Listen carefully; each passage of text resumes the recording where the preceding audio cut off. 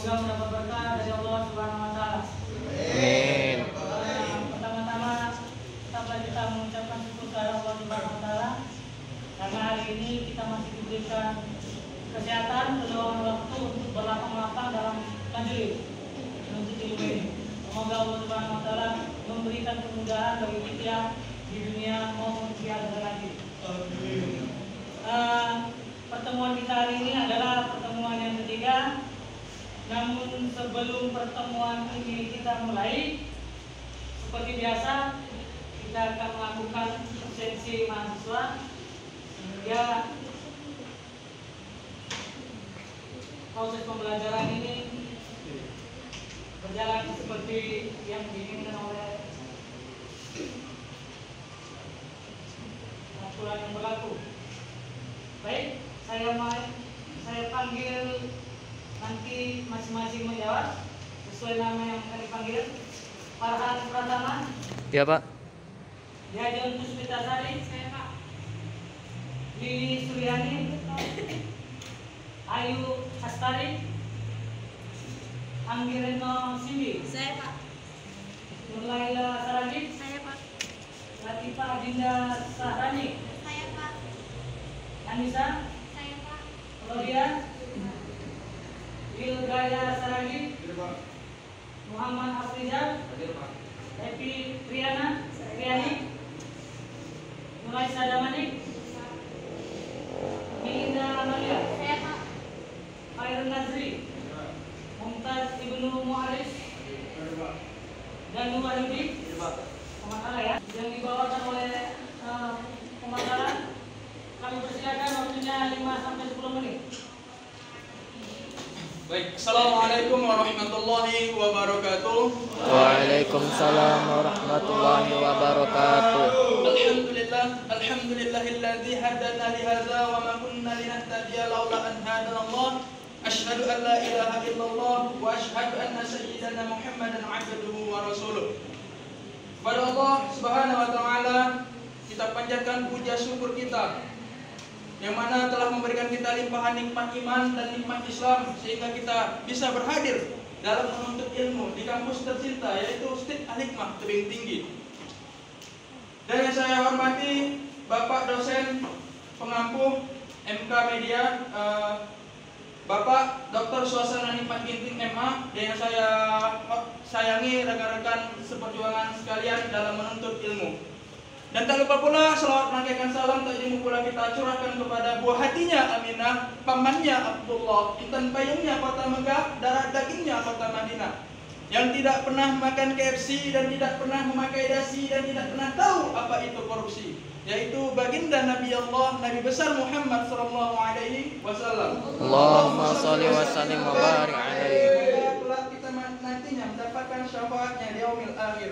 Amin amin ya rabbal alamin. Baik, berdirinya kami di sini untuk menyampaikan pemaparan hasil diskusi makalah kami yang berjudul makalah konsep media pembelajaran secara teori dan praktik. Saya Muhammad Hamdani sebagai moderator dan rekan-rekan saya sebagai pemateri. Langsung saja saya serahkan kepada pemateri.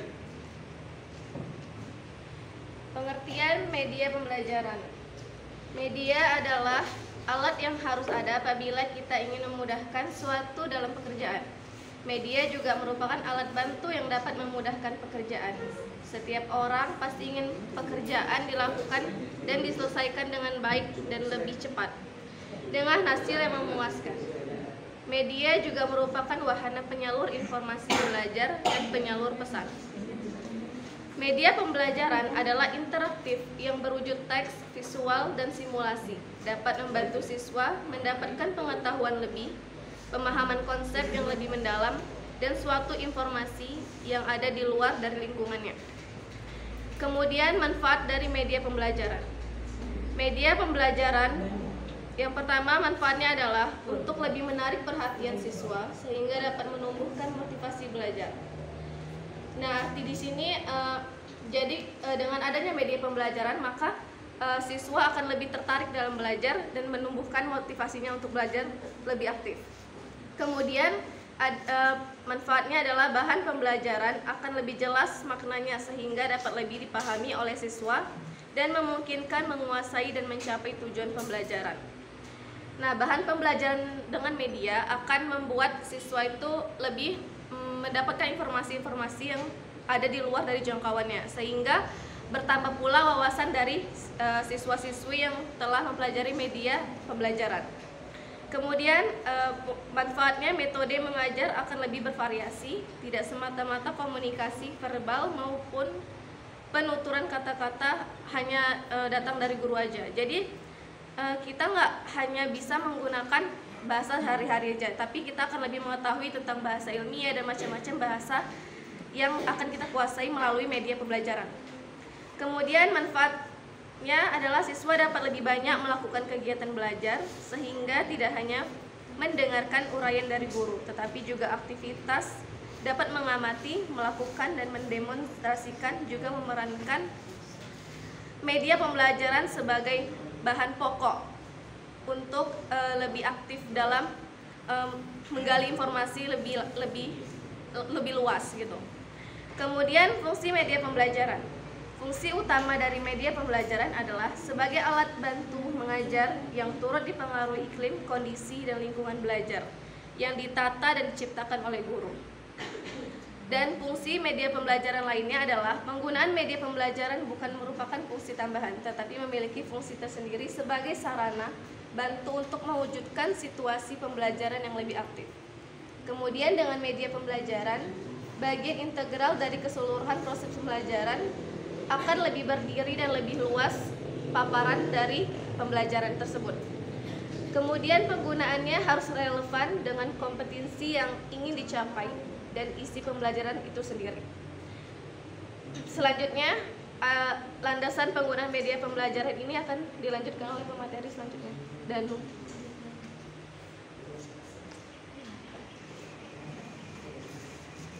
Selanjutnya, bagian C, landasan media pembelajaran.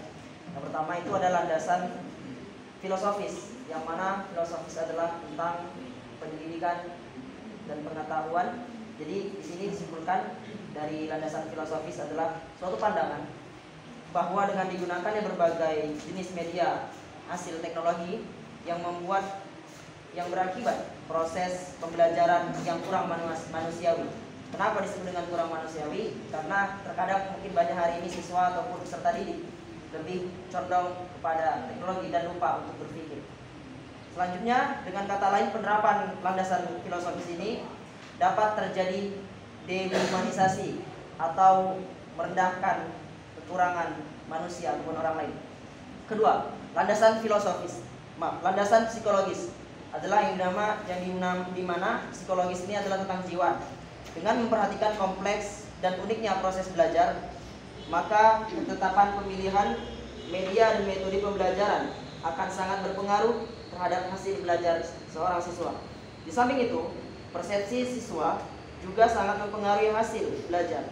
Maka pemilihan media di samping memperhatikan kompleksitas dan keunikan proses belajar, memahami makna persepsi serta faktor-faktor yang berpengaruh terhadap penjelasan persepsi hendaknya diupayakan secara optimal agar proses pembelajaran dapat berlangsung secara aktif.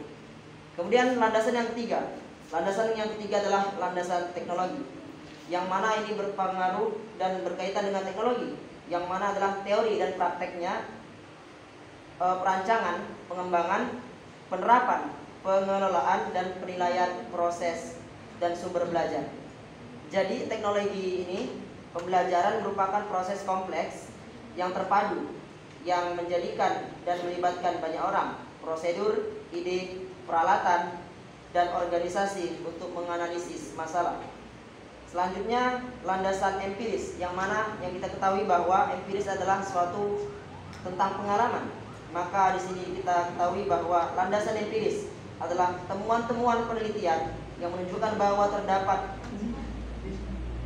interaksi ataupun hubungan antara penggunaan media dengan karakteristik pembelajaran siswa dalam menentukan hasil belajar siswa. Siswa akan mendapatkan keuntungan yang signifikan yang mungkin bisa menyeluruh bila ia belajar dengan menggunakan media yang sesuai dengan karakteristik tipe atau gaya belajar siswa.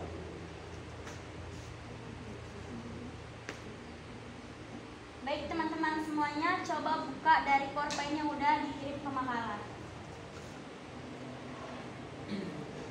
Dari mana tahu?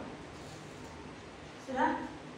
Silakan coba diskusi kepada mahasiswa untuk mempertanyakan poin-poin yang menurut kita itu perlu dipertanyakan dan perlu dipertegas sehingga materi ini bisa kita pahami secara komprehensif.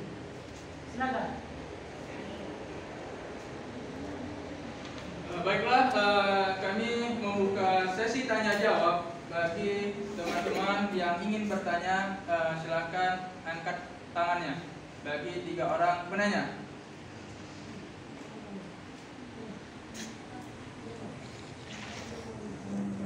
Kak Cili, Kak Jajeng,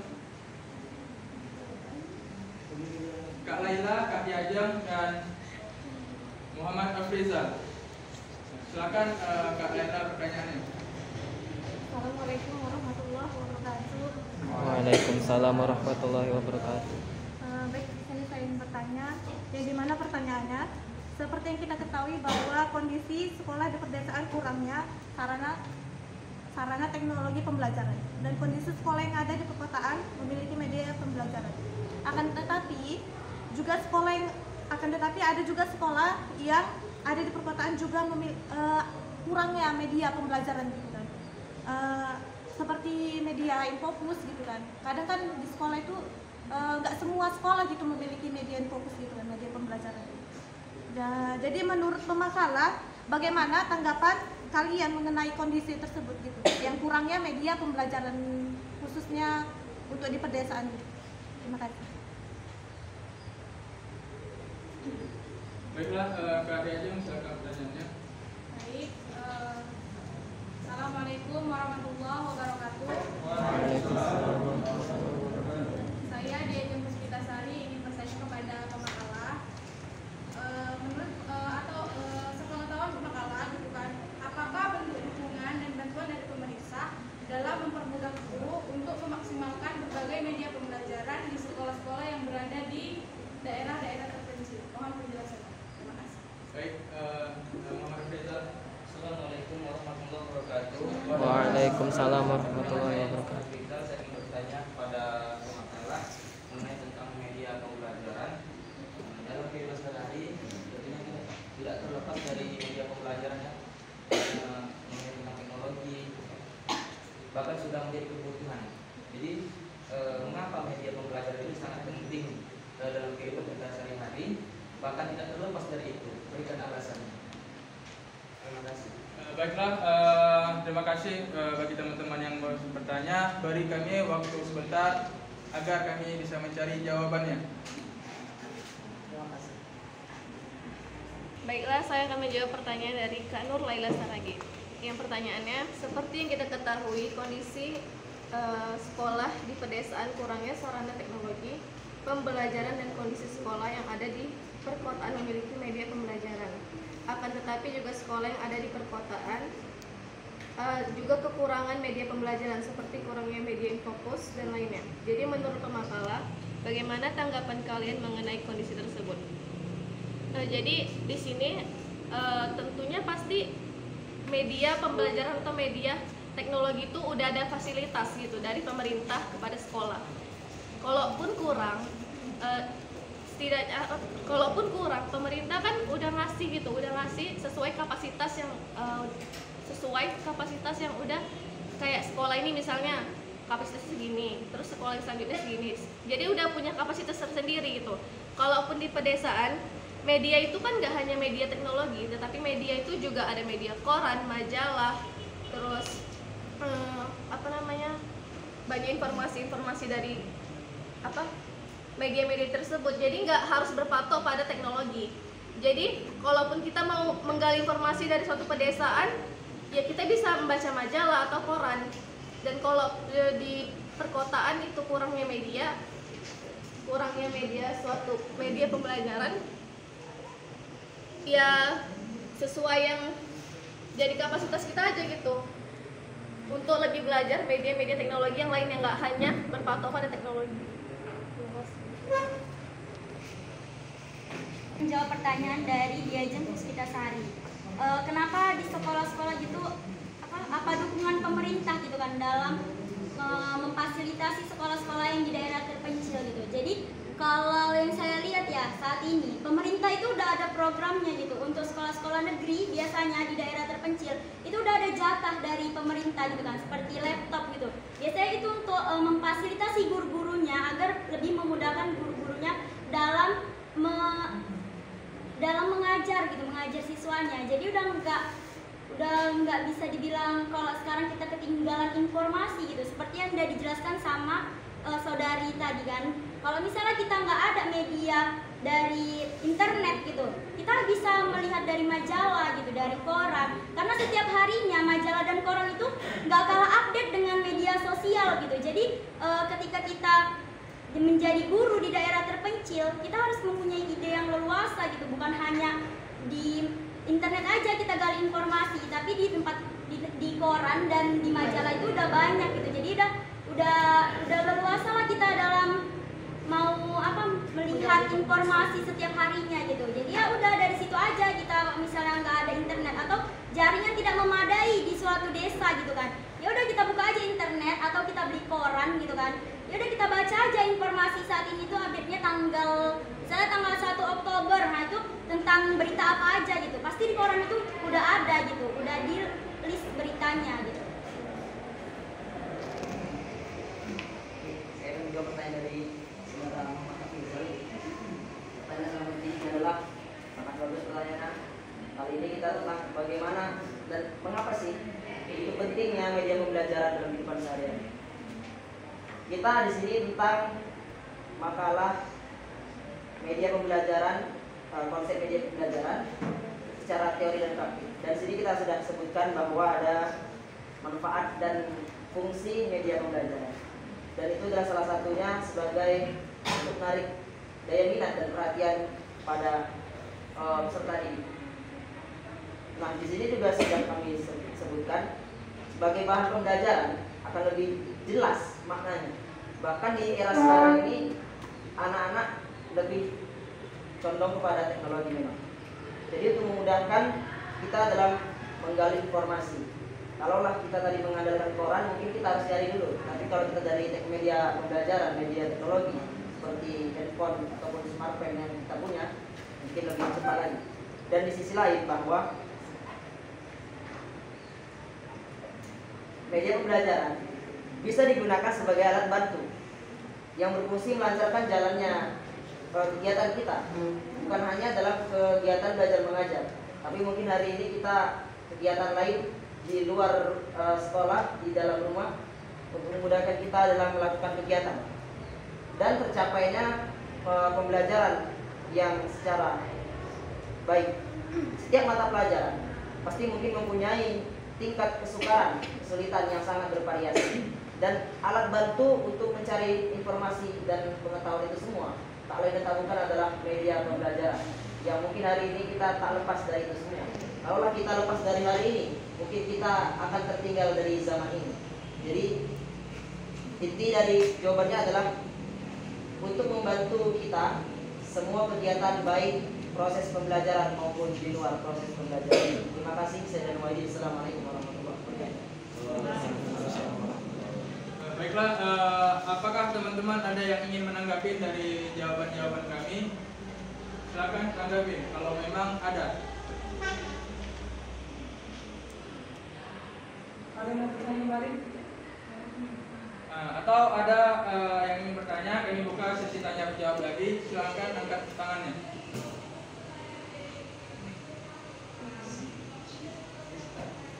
Kemudian Nurainun dan Aulia Sulfa. Kemudian silakan. Saya ingin bertanya, sekarang ini kan guru media pembelajaran itu kan main teknologi kan, kita kenal dengan zaman 4.0. Jadi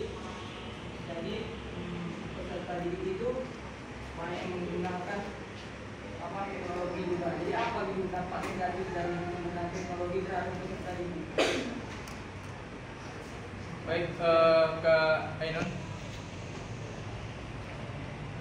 Saya pertanyaannya yaitu apa saja hambatan yang dihadapi dalam implementasi menggunakan media pembelajaran? Terus apa saja solusinya untuk masalah ini? Baik, Kak Aulia. Assalamualaikum warahmatullahi wabarakatuh. Waalaikumsalam. Seperti yang kita tahu ya, pada zaman Rasulullah dulu belum ada yang namanya media pembelajaran yang seperti sekarang kita gunakan, seperti video, handphone, laptop, dan lainnya. Jadi, bagaimana sih cara Rasulullah menerapkan pembelajaran dengan media? Apa contoh media pembelajarannya itu? Coba pemahaman kita. Baik, terima kasih buat teman-teman yang sudah bertanya. Bagi kami waktu sebentar ingin mencari jawabannya. Kita menjawab pertanyaan dari Muhammad Rian Ardiansyah. Yang pertanyaannya, apa dampak negatif dari perkembangan teknologi terhadap peserta didik? Nah, jadi dampak negatif dari perkembangan teknologi itu yang pertama, kalau misalnya si peserta didik ini nggak ada kontrol atau dari orang tuanya dalam berteknologi, nanti dia bisa terjerumus kepada hal-hal yang negatif. Contohnya sekarang ini kayak pornografi atau perjudian online, juga penipuan transaksi jual beli online. Dan untuk anak-anak itu pengaruh negatifnya adalah dia lupa waktu. Jadi anak-anak sekarang itu lebih banyak rentan bermain game gitu. Sementara dia lupa kalau kewajiban dia tuh belajar. Jadi lebih banyak kayak main game online sehingga dia tuh kalau belajar lebih cepat bosannya gitu. Nah, jadi untuk dampak negatif lainnya, dia tuh kurang mendengarkan perkataan orang tuanya, atau sehingga gara-gara media online ini dia itu kurang hormat sama orang tuanya, terus nggak mendengarkan perkataan orang tuanya. Nah, jadi kalau misalnya peserta didik ini mau dikasih media online, tentunya harus terdapat kontrol dari orang tua juga, sehingga nggak terjerumus kepada hal-hal yang lebih negatif. Jadi bisa ke hal yang positif. Terima kasih.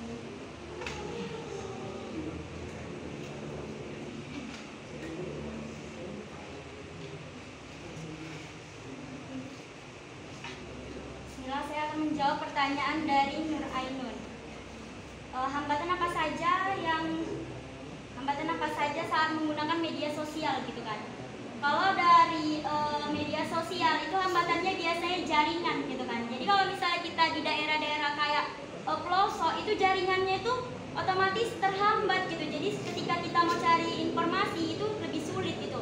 Kemudian kalau misalnya ada saat ini globalisasi ini makin cepat dianya ya kan. Kemudian kalau misalnya ada guru-guru yang dianya dikatakanlah lebih tua senior gitu kan, itu kadang dia agak gaptek gitu kan. Jadi dia harus butuh bantuan dari kayak kita inilah generasi muda ya kan, yang udah paham tentang digital gitu, internet. Siapa sih yang nggak paham ya kan? Jadi kita lah yang memandu atau memberitahu gimana caranya menggunakan media sosial, teknologi, internet dan lain-lainnya gitu. Itulah hambatan.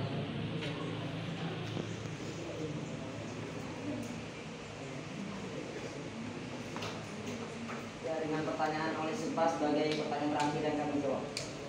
Pertanyaan adalah bagaimana media pembelajaran yang diterapkan oleh Rasulullah SAW. Memang benar dikatakan saudara oleh Silpa, kalau dulu tidak ada handphone. Jadi handphone itu ada dalam zaman sekarang. Jadi Rasulullah juga pernah menerapkan dengan media pembelajaran yang mungkin hari ini ada di halaman atau kita lihat, yaitu tentang kisah ketika Rasulullah menancapkan pelepah korma di kuburan.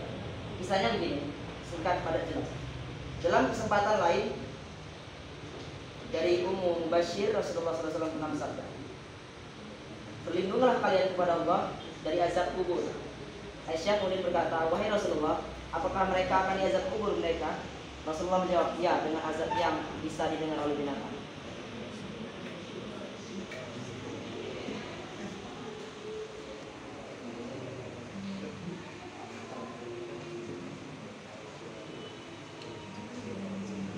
Di ayat ini juga bisa. Bahwa di ayat lain surah Al-Asr 21 dikatakan, nah Rasulullah SAW adalah sebagai contoh teladan yang baik.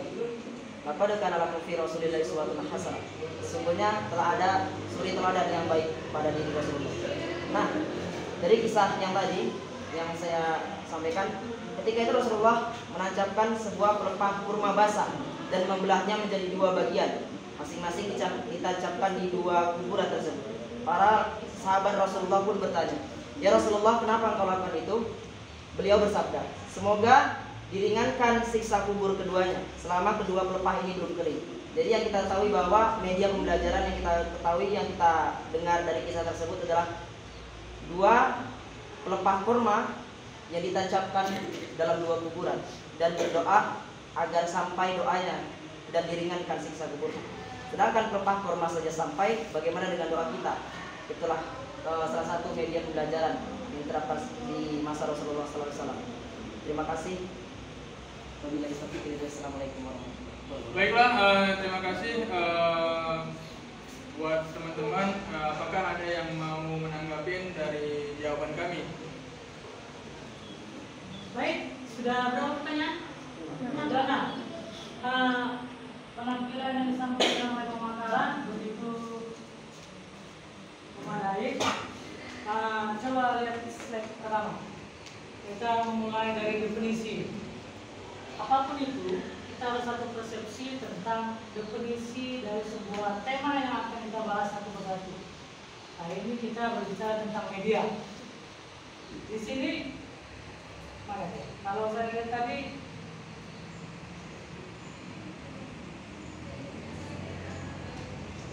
media ini pengertiannya adalah tentang bagaimana menjadi sebuah alat. Media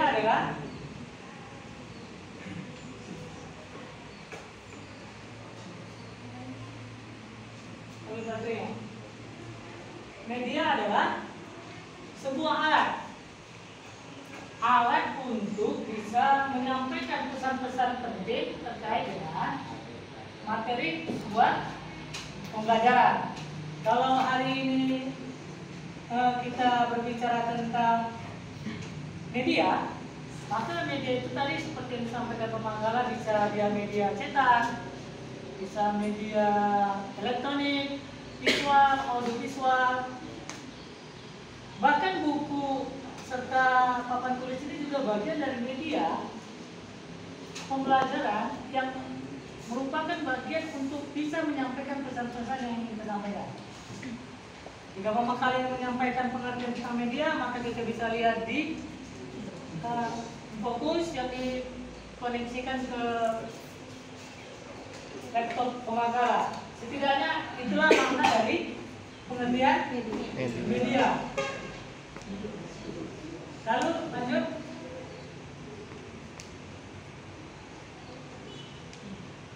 Lalu kita bicara tentang manfaat. Apa sih manfaat dari sebuah media pembelajaran? Ya kan?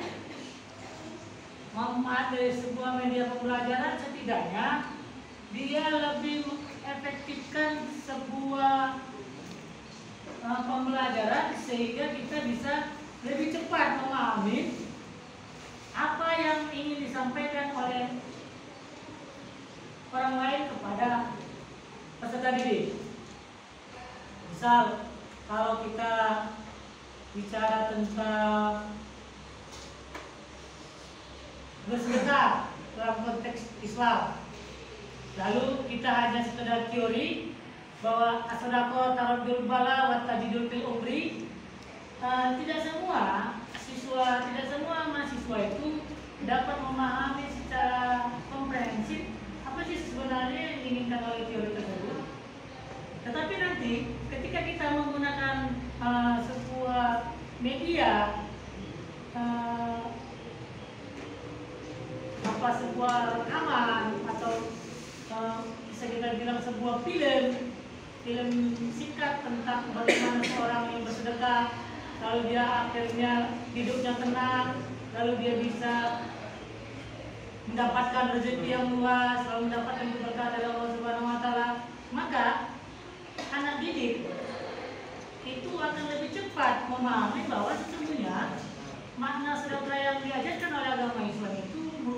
sesuatu yang baik bagi kita, bukan sebuah kerugian.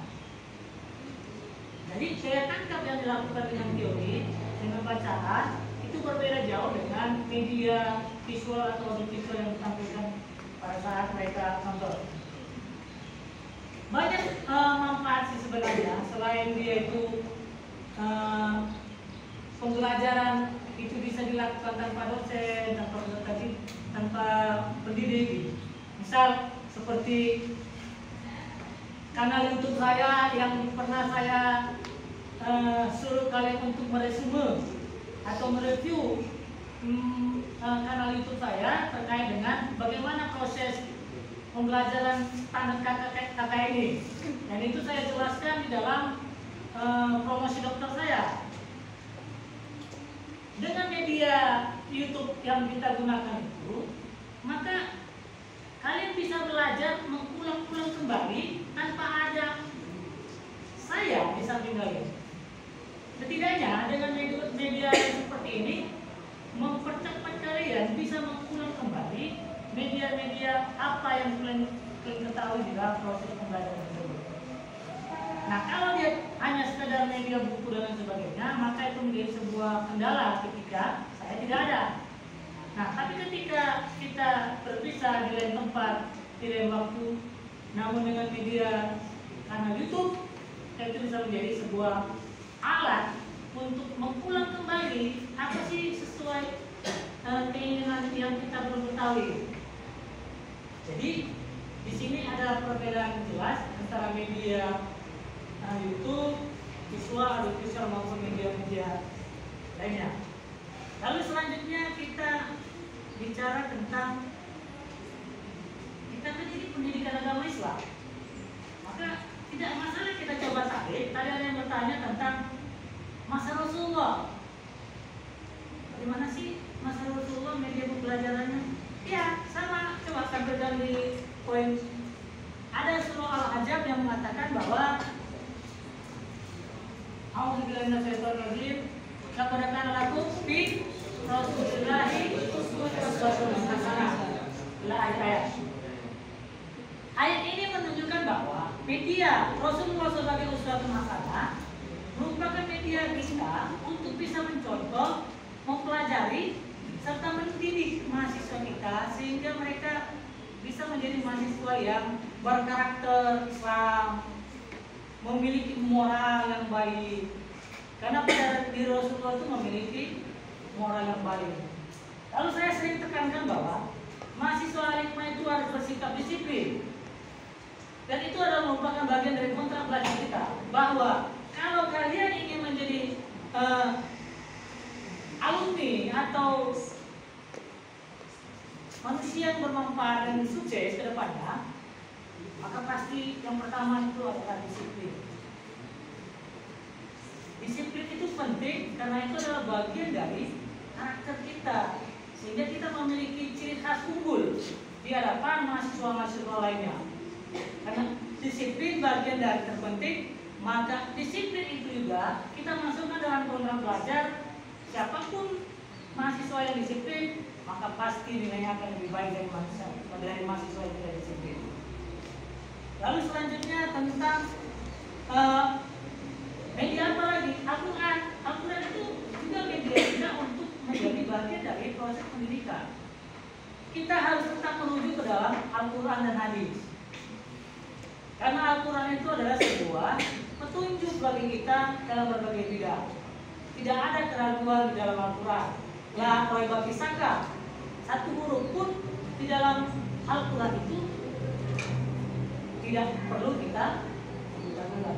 Kita harus sami'na wa ata'na. Walaupun sesungguhnya terkadang ajaran itu begitu berat menurut kita. Misal, kalau umpamanya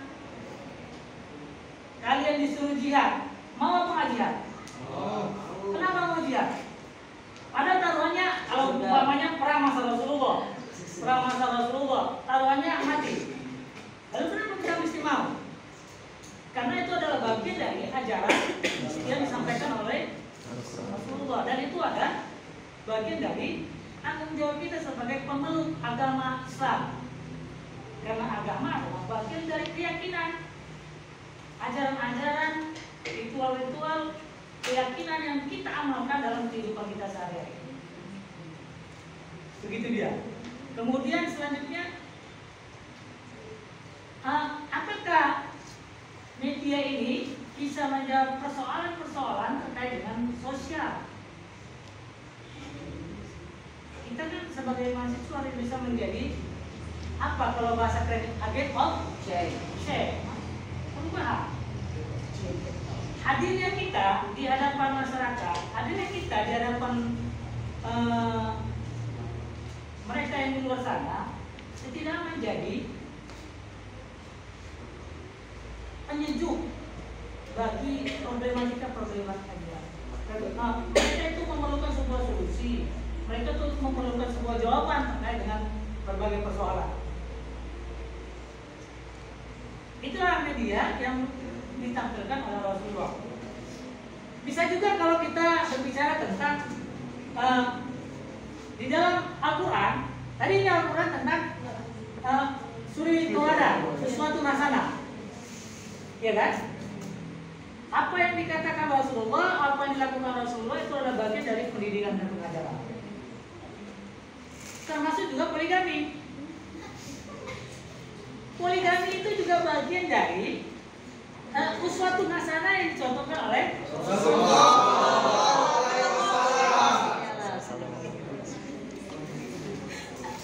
Pertama, ayat yang menjelaskan tentang itu adalah An-Nisa ayat 3. Bahwa Al-Quran itu menyatakan bahwa sesungguhnya umat Islam itu harus menikah. Bicara dalil yang kuat itu di dalam Al-Quran adalah An-Nisa ayat 3. Kalau kita ditanya, kalian agama kalian yang mewajibkan atau mengharuskan kalian menikah, ayatnya apa? An-Nisa ayat 3. Karena di dalam An-Nisa ayat 3 itu jelas dikatakan tankihu, ada kalimat nikah, tidak perlu interpretasi terhadap ayat tersebut. Itu dia, itu adalah media, bagian dari media kita untuk menyampaikan kepada masyarakat bahwa materi nikah di dalam Islam jelas dijelaskan itu, bahwa umat Nabi Muhammad harus menikah. Kalau umat Nabi Muhammad menikah, maka idealnya perempuan itu mau dipoligami. Mau dipoligami. Kenapa? Karena Rasulullah mencontohkan itu dan ada Al-Quran yang menyatakan tentang poligami. Dan terkait dengan itu, kita sebagai mahasiswa juga bisa menjawab. Jika kita berdasarkan data statistik yang ada di Indonesia, ini contoh bagian dari media pembelajaran. Itu jumlah kita berbanding 2:1. Lalu apa solusi yang bisa kita berikan terhadap persoalan-persoalan sosial ini? Islam harus bisa menjawab itu. Benar kan? Kalau Rasulullah mengatakan kita harus nikah, ternyata jumlah perempuan lebih banyak dari jumlah lelaki, lalu sisanya siapa? Maka Islam harus bisa menjawab itu, dan Islam menjawab itu dengan suri tauladan terhadap Rasulullah dan Al-Quran An-Nisa ayat 3. Setidaknya itulah pentingnya sebuah media dan pentingnya sebuah ajaran yang memiliki dasar dalam konsep ajaran Islam. Baik, sampai di sini ada yang perlu dipertegas, ada yang perlu ditanyakan, silakan.